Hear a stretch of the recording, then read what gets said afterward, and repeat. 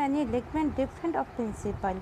यहाँ पर हमें जो एक्चुअली जो सैद्धांतिक रूप में इम्पोर्टेंट सिद्धांत है ये भी डिफरेंट ही दिखाई पड़ते हैं, उनके प्रिंसिपल्स डिफरेंट होते हैं। एंड द डिफरेंट पर मैनी, डिफरेंट भी बहुत तरह की।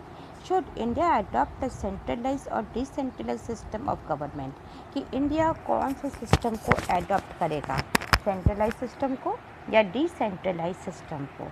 What should be the relation between the state and centre, और स्टेट और सेंटर के बीच में कौन से संबंध होने चाहिए। तो what should be the power of judiciary, judiciary के पास कौन सी पावर होनी चाहिए।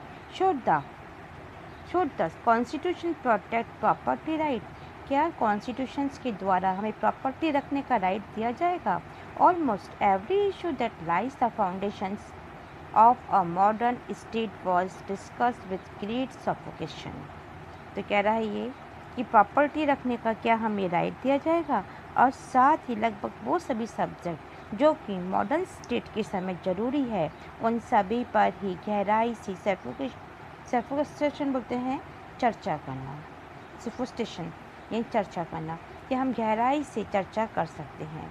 Only one provision of the constitution were pass without virtually any debate, इसीलिए कॉन्स्टिट्यूशन के पास केवल एक ही बात नहीं है, लगभग इसके बिना भी बहुत अनेक बातों के ऊपर इन्हें डिबेट करना पड़ता है। The introduction of universal suffrage meaning that the citizens reaching a certain age would be entered to the voters respective of religion, caste, education, gender और income।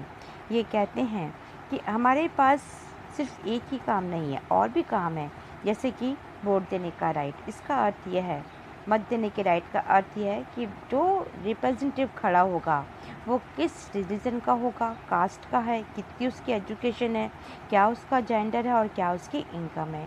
इन सब के बिना, भेदभाव के बिना सभी नागरिकों को एक इन्होंने एज दे दी है कि इस निश्चित एज में ही उन्हें वोट देने का राइट दिया जाएगा। कह रहे हैं so while the member of felt no need, किसी भी मेंबर के लिए कुछ भी ज़रूरी नहीं है टू डिस्कस द इशू, कि इस इशू के ऊपर वो डिस्कस करे, of who should be the right to vote, कि उसे कब वोट देना है। Every other matter was seriously discussed and debate, और भी मैटर हैं जिनके ऊपर सीरियसली डिबेट की जाती है, डिस्कस किया जाता है। Nothing to be better testament to the democratic committees of this assembly, कि सदस्यों में इस बात पर आवश्यक नहीं मानते कि वोट देने का राइट किसे है। सबसे अच्छा तरीका यही है कि हमें सबसे बेटर टेस्टमेंट के रूप में डेमोक्रेटिक कंट्री के अंदर अपने वैल्यू को बनाए रखने के लिए दिया गया है। इसके लिए इन्होंने बेटर टेस्टमेंट किया है कि डेमोक्रेटिक कंट्री है, इसमें जो कमिटीज़ है, इसमें जो असेंबलीज होती है, सभाएँ जो होती है, ये सब कुछ न कुछ रूप लेकर के सामने आती है। The constitution draw its authority from the fact that member of the Constitution Assembly enacted in what the might call public reason, कि कॉन्स्टिट्यूशन असेंबली की असली पावर इस बात से मिलती है कि वह पब्लिक सेशन के अंदर रीजन में पब्लिक के लिए वर्क कर रही है, और इसके जो मेंबर्स होते हैं उनमें जो डिबेट होती है, और ये डिबेट भी तर्कपूर्ण डिबेट होती है, और इस पर बहुत अधिक काफ़ी प्रेशर के साथ या जोर दे करके काम किया जाता है। The member of the assembly place a great emphasis on the decisions and reason argument, they did not simply evidence on their interest. उन्होंने सिर्फ अपनी ही बात पर, अपने ही इंटरेस्ट के लिए बात नहीं करते हैं, बल्कि इनकी जो सोच होती है, इनके जो डिसीजंस होते हैं, ये अदर्स मेंबर के साथ या उनके प्रिंसिपल्स के कारण किए जाते हैं, कि क्या उनके प्रिंसिपल है। अपनी खुद की सोच के पक्ष में ये कुछ भी अपना स्वार्थ या अपना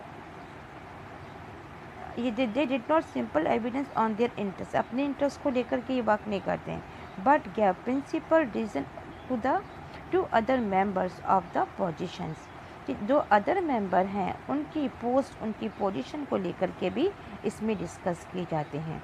the every act is given reason to other make and you move away from simply a more consideration